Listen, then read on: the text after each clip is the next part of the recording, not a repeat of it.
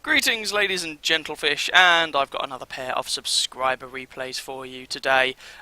First one, courtesy of British B here. Both of these games are going to be in the IS6, which allows me to take a moment and just talk about preferential matchmaking machines. We have this sort of every year or so. A bunch of people come out and they say, oh, insert tank, usually with preferential matchmaking, usually the IS6, probably because it's relatively popular. Oh no, it's terrible now, the game's ruined it, and blah blah blah blah blah blah blah blah blah. And yeah, it's sort of insert mode here. So I'd just like to take a moment to take stock of the situation that preferential matchmaking tanks find themselves in. But I found this most peculiar when I heard it from a relatively well-known, very well-known World of Tanks streamer and YouTuber who said words to the effect that preferential matchmaking was now completely meaningless. Now this seems very curious to me because a lot of people's issue with the whole current 357 matchmaking for Tier 8 is that you find yourselves into 10 matches an awful lot, and by definition preferential matchmaking tanks do not. So, of course preferential matchmaking is still meaningful. I mean, you either do see Tier 10 games or you don't, and if you don't, cool. Anyway. So, we have the IS6 here as a typical example. Now, I will say, straight off the bat, goodbye Mr. WZ, straight off the bat, yes, of course, the introduction of an increasing number of tanks with ever thicker armour is a problem for tanks with preferential matchmaking, because often one of the things these machines tend to forego in order to gain that preferential matchmaking is the penetration on their gun. So here with the IS6 for example, we've got 175 penetration with standard AP rounds, and with premium rounds this only goes up to 217, I think it is. Ew. Now when you're top tier, this is 217, this is not as much of an issue. But there are plenty of tanks that this machine can meet that it will struggle to penetrate. That is definitely true. But that has been the case for some time. I mean, that's been the case as long as these tanks have been in the game. The IS6 in particular has been notorious as being very much a bully tank. It finds Tier 6s, Tier 7s, and it beats the snot out of them. Against equal and higher tier opponents, it has always found things rather harder. That's no huge surprise. So that hasn't radically changed, and yes, Wargaming have introduced more tanks that this tank is going to struggle to penetrate, but that doesn't mean that it hasn't also introduced tanks that this tank can't penetrate. You know, you've got plenty of tanks that have been introduced that this tank can still pen. So I'm not exactly sure how the British B should really put his gunner back in here. There we go. I'm not exactly sure how the different ratios stack up, and I'm sure that the IS6 does have it harder than it used to, yes, fine. But I'm not convinced it's as hard as some people would have you believe. Now the IS6 has always been a relatively straightforward tank to play, and honestly it has generally been a tank that, when it was first introduced, perhaps it was a little overtuned. Not flat out overpowered, but a little bit overtuned. And British B could repair his ammo rack here. Hello! He probably hasn't noticed yet. And now it's kind of less the case, but you still have a tank that is, in my opinion, fairly competent. So some things to bear in mind. I don't want to turn this into an IS6 review, but some things to bear in mind with these preferential matchmaking tanks as you're playing them. One, if you're struggling to penetrate people, well, most of this advice is if you're struggling to penetrate people, bear in mind the different weak spots that there are in the game. A lot of these tanks, like the IS6 or the 112 or the WZ-111, the T-34-3, they have quite large caliber guns, these 122mm guns. I'm really not sure why British B hasn't repaired his ammo rack at this point. And with that, not only do you have the base penetration to think about, but you can also... Ooh, bad shot. You can also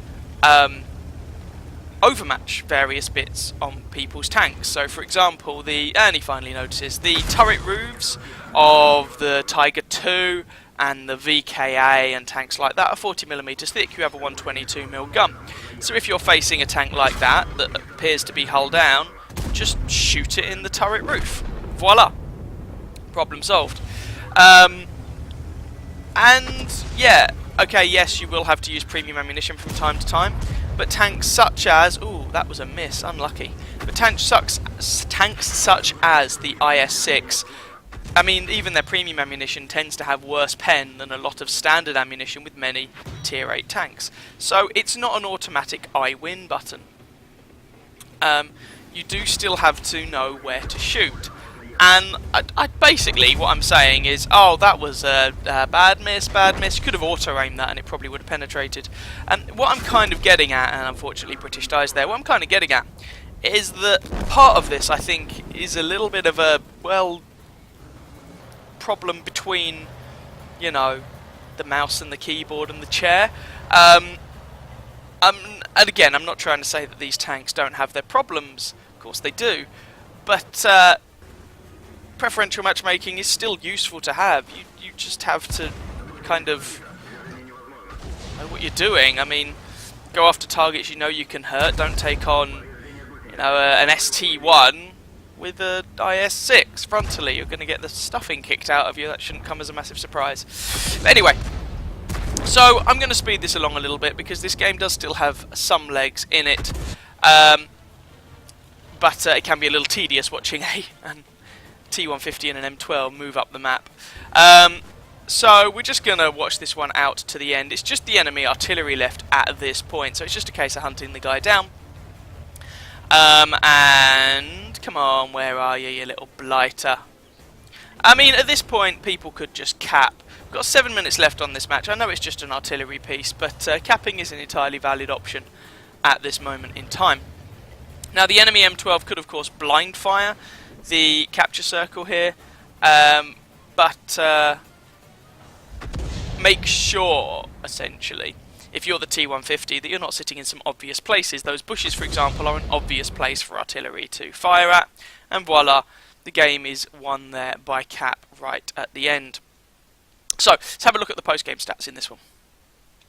So I didn't really talk much about the game itself there very much, but never mind. Sorry about that. What we ended up with, a pretty good result, even if I think British made a couple of curious choices there. For example, a couple of his shots, the gunnery was off, and took him a while to repair that ammo rack. But nonetheless, ace tanker, spotter, bruiser, fighter, fire for effect, and a high caliber medal. Of course, you're not going to have every single game look like that in an IS-6. If it did, the tank would be hideously overpowered. But you can still get very good results. And yes, this was a top tier game. Preferential matchmaking tanks have always been especially good when top tier and found it harder when bottom tier. That's no great surprise. But anyway, 3,708 damage done, 4 kills, 1,333 base experience, finishing at the top of either team by either damage or XP done. If we have a look at the breakdown there, 15 shots fired, 13 hits, 12 penetrations, didn't fire a single round of APCR, he didn't need to.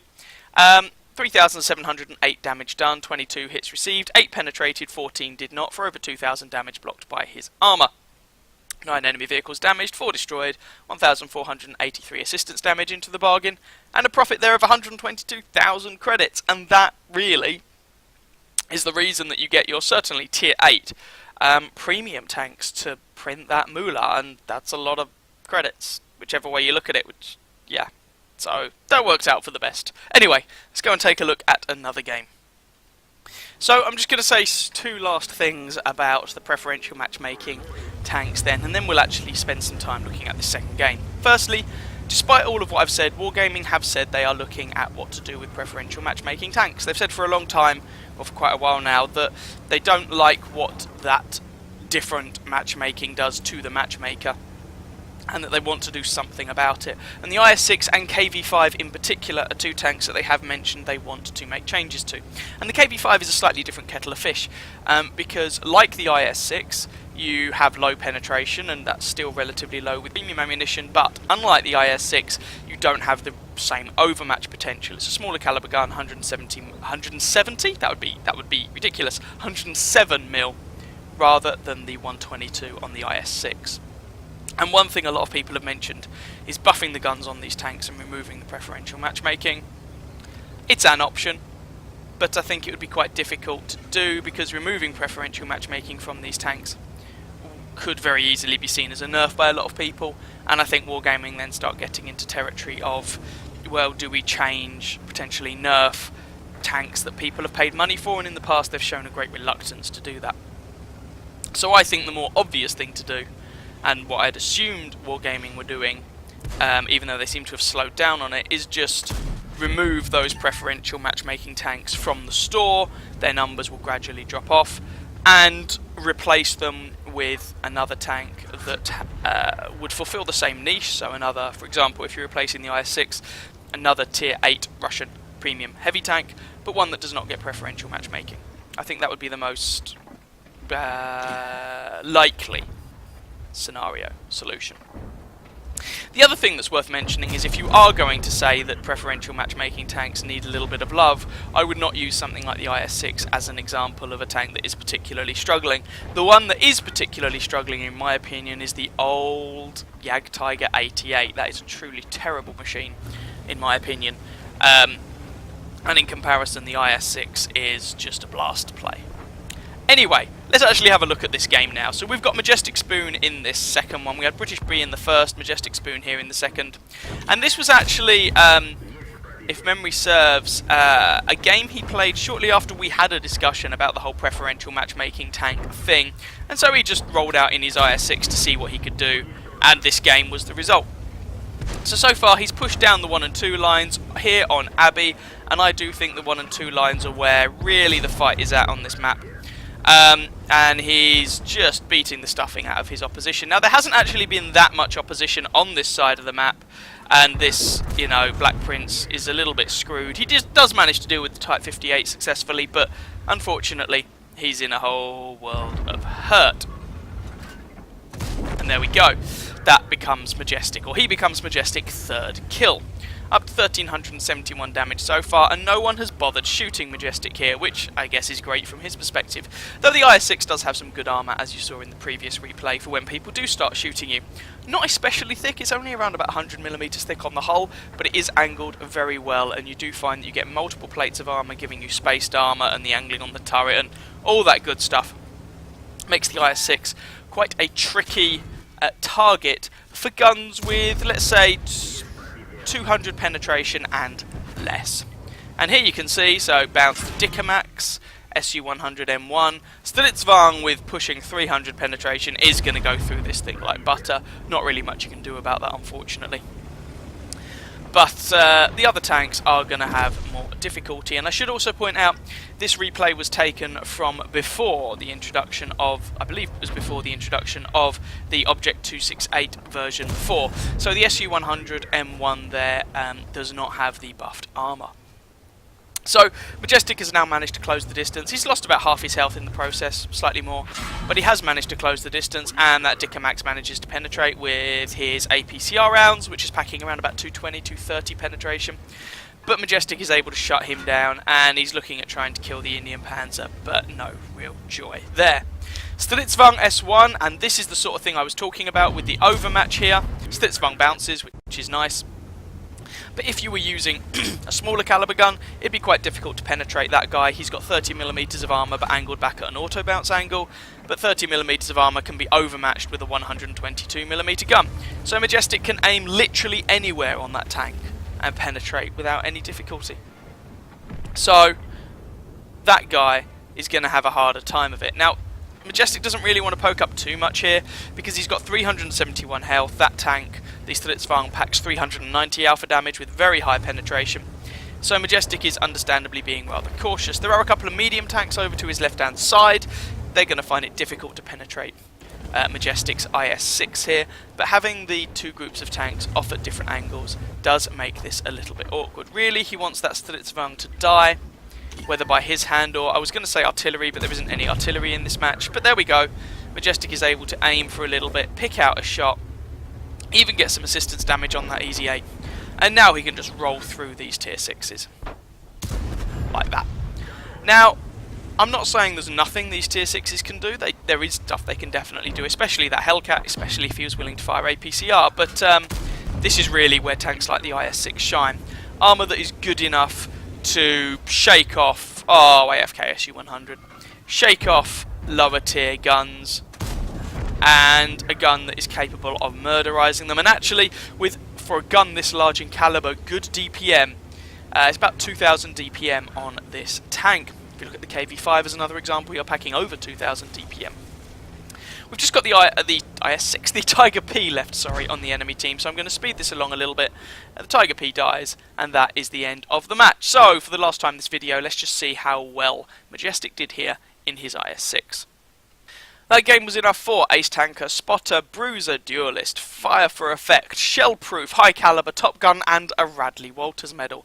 Quite a nice selection of awards. 4,518 damage done, 8 kills, 1,583 base experience. Very nicely done there by Majestic.